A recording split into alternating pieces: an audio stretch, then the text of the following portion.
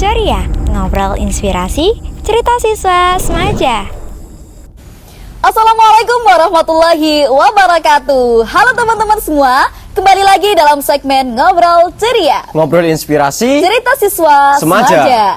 Selamat pagi teman-teman, bagaimana nih kabar kalian? Pastinya kalian baik-baik saja bukan? Oke, perkenalkan, nama saya Fatia Mursida Az-Zahra, biasa dipanggil Fatia. Sekarang saya duduk di bangku kelas 11 SMA Negeri Jatirogo. Nah teman-teman, kali ini saya ditemani oleh kakak kelas saya yang pastinya kalian sudah pada kenal semua kan? Siapa lagi kalau bukan Mas Krisdian Cahyono yang biasa dipanggil dengan nama Mas Krisdian. Halo Mas Krisdian, gimana nih kabarnya? Alhamdulillah, kabar sangat baik. Fatia sendiri gimana? Alhamdulillah saya juga sangat baik. Kak, denger-denger ya, Kak Krisdian ini dulunya waktu SMP pernah menjabat sebagai ketua OSIS dan waktu SMA nih juga merupakan menjabat sebagai ketua OSIS lagi. Wah, prestasi yang sangat luar biasa bukan teman-teman? Gimana nih Kak ceritanya? Ya, jadi betul seperti itu Fatia. Jadi gini ya, awalnya itu saya nggak nyangka bakalan jadi ketua OSIS di SMP maupun di SMA.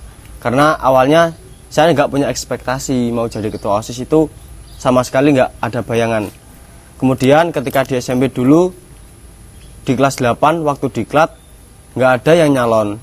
Kemudian saya diusung sama teman-teman buat nyalonin jadi ketua OSIS. Ya saya nyalon, mau nggak mau saya nyalon. Terus alhamdulillah saya kepilih jadi ketua OSIS, dan setelah itu kami mulai menjabat. Oh, itu waktu SMP ya Ya. Kak ya? Untuk SMA-nya nih, kenapa Kak Krisdian ini bisa ikut ke OSIS lagi dan menjabat sebagai ketua OSIS lagi? Nah ini yang bikin saya bingung, kenapa di SMA juga kembali lagi terulang. Iya. Awalnya ketika saya masuk di SMA dulu, itu kan ada rekrutmen OSIS. Iya.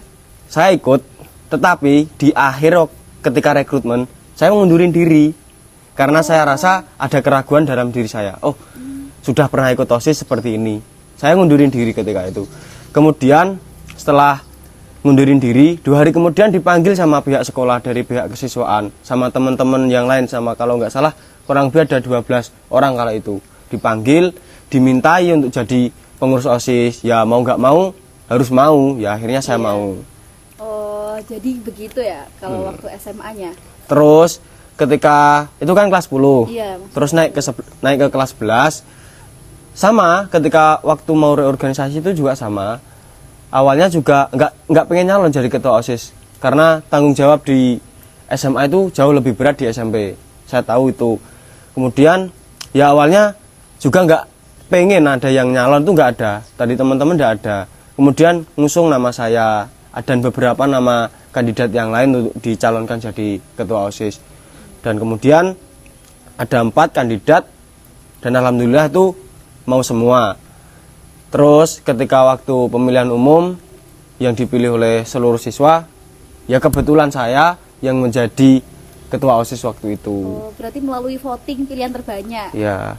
Oh, bagus sekali ya Kak Krisdian pengalamannya. Nah, selain mengikuti organisasi OSIS nih, apa saja sih kesibukan Kak Krisdian selama masa sekolah?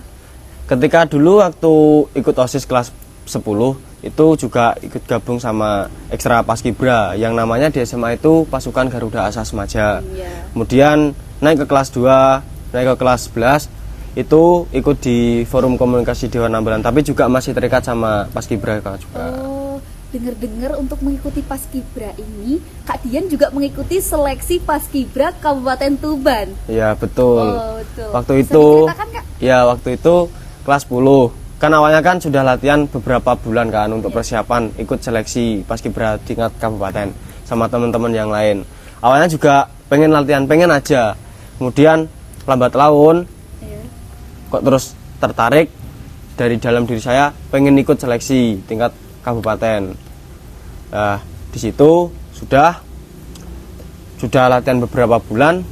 Akhirnya ketika hari H, alhamdulillah saya lolos seleksi di tingkat sekolah. Kemudian ketika pelaksanaan dari seleksi dari tim kabupaten itu kebetulan saya nggak lolos.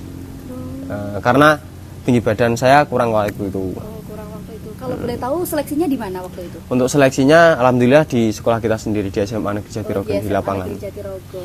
Nah, dengar-dengar juga nih, selain mengikuti Paskibra Kabupaten Tuban, Kak Krisdian juga tergabung dalam forum OSIS yang isinya itu seluruh ketua OSIS satu Kabupaten Tuban.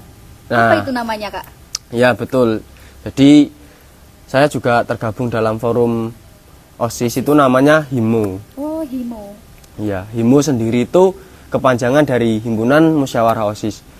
Untuk HIMO sendiri itu terbagi menjadi 2 cabang ya. Kalau pusatnya HIMO itu ada di Provinsi Jawa Timur yang di bawah naungan langsung Dinas Pendidikan Provinsi Jawa Timur. Kemudian disebarluaskan lagi menjadi HIMO Kabupaten Kota, itu di bawah naungan cabang dinas kabupaten atau kota. Itu jadi untuk pusatnya itu ada di Jawa Timur dan kemudian disebarkan luas menjadi HIMO Kabupaten Kota. Jadi alhamdulillah saya juga tergabung dalam dua-duanya. Tergabung dalam, berarti awalnya itu Kak Dian mengikuti forum OSIS itu dalam satu Kabupaten Tuban. Iya. Setelah itu mengikuti lagi ke provinsi. Ya, Seperti itu. gini ceritanya. Ketika dulu jabat sebagai ketua OSIS di semester 1 kurang lebih ada 3 bulan lah jabat. Kemudian menginjak ke semester 2 itu baru tahu namanya HIMO itu apa. Iya. Kemudian saya ikut reorganisasi di Kabupaten Tuban. Alhamdulillah ya di sana itu nggak tahu, semua teman-teman itu pada nggak tahu HIMO itu apa. Terus kami semua di situ jadi satu forum, dikasih materi, kasih informasi bahwa HIMO itu Himpunan Musyawarah OSIS, yang pengurusnya itu adalah seluruh ketua OSIS yang ada di kabupaten kota dan di seluruh SMA Provinsi Jawa Timur. Jadi anggotanya itu juga meliputi seluruh siswa-siswi SMA di Jawa Timur. Oh, berarti banyak sekali juga Ya. teman-temannya. Akan tetapi untuk pengurusnya ini hanya ketua saja. Pengurusnya hanya ketua saja? Ya, hanya ketua OSIS saja di sekolah masing-masing. Oh, hanya ketua OSIS. Kalau anggotanya berarti nggak boleh Ya. ikut ya, Kak? Kalau anggotanya itu sudah termasuk bagian dari HIMO. Oh, sebagian dari HIMO. Nah, kira-kira nih, Kak Dian kan mengikuti Dewan Ambalan, setelah itu mengikuti HIMO, setelah itu menjadi ketua OSIS. Gimana nih Kak Dian membagi waktu dan gimana pelajarannya di sekolah? Apa nggak ketinggalan atau bagaimana nih? Iya, waktu itu sempat down mikir ketika pelajaran, ketika waktu jadi OSIS di semester 1 banyak sekali kegiatan yang numpuk. Terus di semester 2 itu malah keinginan untuk untuk fokus ke pelajaran malah semakin giat karena ingin mengejar ketertinggalan nilai di semester 1. Malahan kemudian di semester 2 ya alhamdulillah juga tergabung di HIMO juga. Iya. Ini menjadi sebuah kepercayaan sendiri bagi saya untuk mewakili sekolah di dalam forum OSIS di kabupaten. Terus waktu di kabupaten juga itu alhamdulillah saya ketika reorganisasi di SMA 2 Tuban itu nggak kepilih jadi pengurus inti. Ya saya kira tugasnya ya nggak begitu berat lah. Iya. Terus setelah dari reorganisasi di kabupaten pulang, terus seminggu kemudian sama ketua Himpunan Musyawarah OSIS Kabupaten, waktu itu saudara Azil minta kepada saya untuk saya ditawarin, Kris mau ikut reorganisasi di Jawa Timur enggak? Iya. Waktu itu saya belum jawab iya apa enggak, karena ketika di reorganisasi di HIMO di kabupaten itu kan akan reorganisasi untuk di provinsi ya. Iya.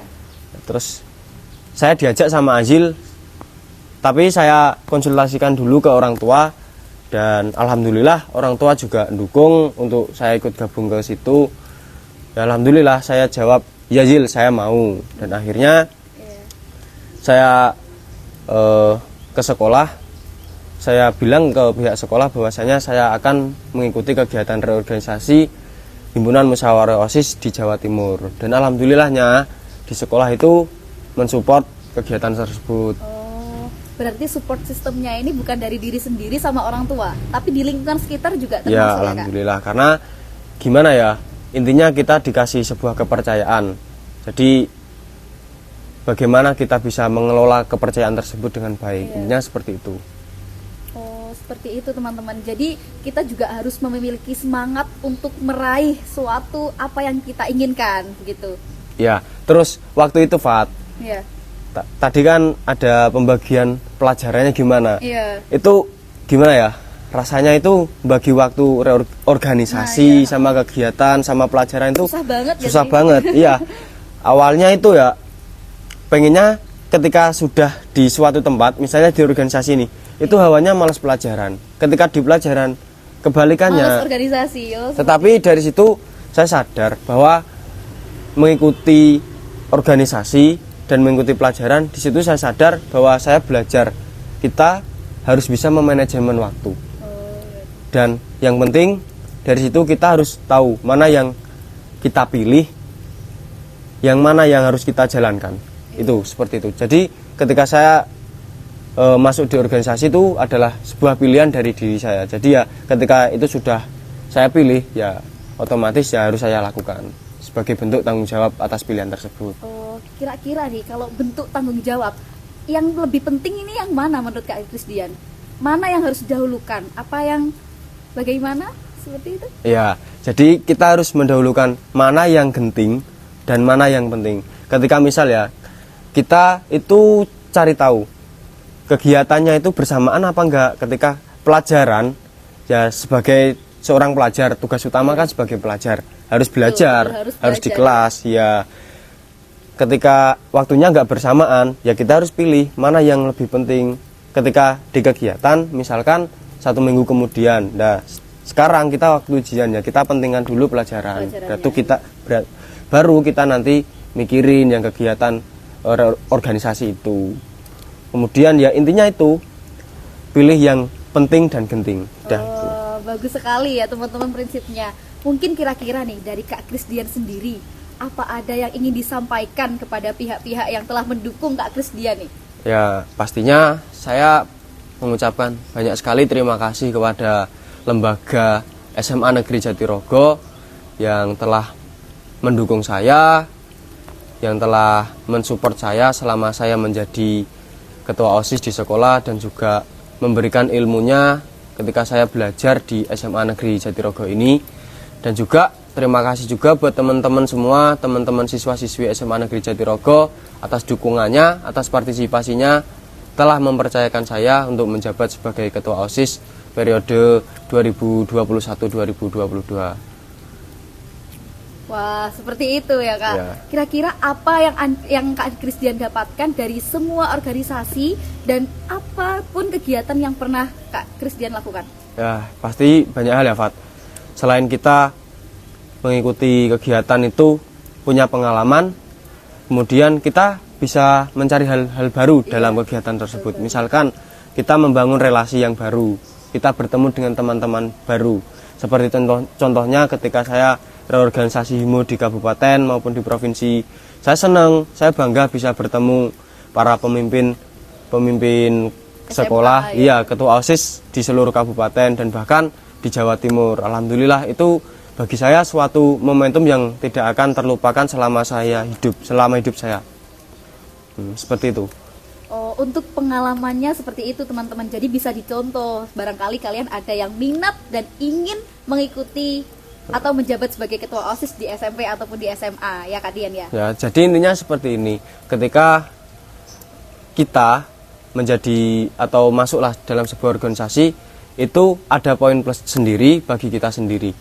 Terutama gini, karena ilmu yang diajarkan dalam organisasi itu tidak diajarkan ketika kita sedang duduk di dalam kelas, itu tidak diajarkan. Tetapi dari organisasi ilmunya kita bawa ke dalam kelas, seperti itu. Yang saya rasakan seperti itu. Nah, terakhir nih Kak ya, Ya. untuk kesan dan pesannya Kak Krisdian ataupun yang ingin disampaikan kepada teman-teman Kak Krisdian ataupun saya dan teman-teman saya, gimana nih? Yang pasti kesannya saya bangga pernah belajar di SMA Negeri Jatirogo, saya bangga pernah berjumpa dengan rekan-rekan seperjuangan saya di OSIS Masa Bakti 2021-2022, dan saya sangat bangga telah mengenal kalian semua. Dari sini saya banyak belajar banyak hal.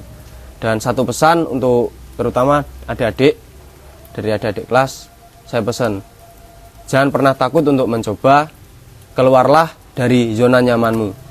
Buatlah masa putih abu-abumu itu menjadi lebih berwarna dengan prestasi yang dapat kalian capai dengan versi terbaik diri kamu sendiri. Udah itu aja. Wah, terima kasih ya Kak Krisdian atas Sama-sama. partisipasinya dalam segmen Ngobrol Ceria, ngobrol inspirasi cerita siswa Semaja. Episode kali ini saya akhiri. Jangan lupa like, comment, share, and subscribe. Tunggu episode selanjutnya dalam YouTube SMA Negeri Jatirogo. Terima kasih Kak ya. Sama-sama Fatia.